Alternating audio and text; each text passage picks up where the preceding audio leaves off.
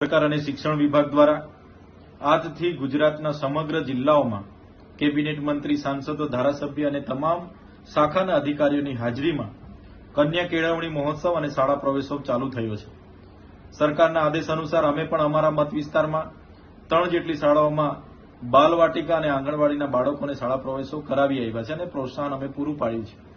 સરકારના આ અભિગમને અમે આવકારીએ છીએ, પરંતુ સવાલ એ થાય છે, શું આવી રીતે ભણશે ગુજરાત?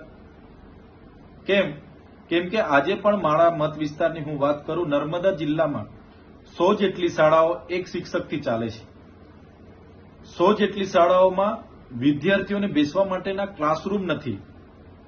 આજે ગુજરાતમાં 1600 જેટલી શાળાઓ એક શિક્ષકથી ચાલે છે। એક શિક્ષક તમામ વર્ગના બાળકોને ભણાવે છે, સાથે સરકારી કામો પણ કરે છે।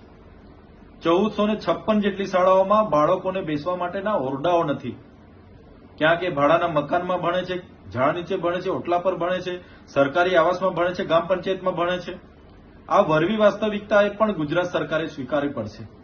30 વર્ષના શાસન દરમિયાન આપણે માત્ર વિશ્વગુરુની વાતો કરતા હોય, શિક્ષણ ક્ષેત્રે ગુજરાતે હરણફાળ સિદ્ધિઓ મેળવવાની વાત કરતા હોય, તો આ વરવી વાસ્તવિકતા પણ આપણે સ્વીકારવી પડશે।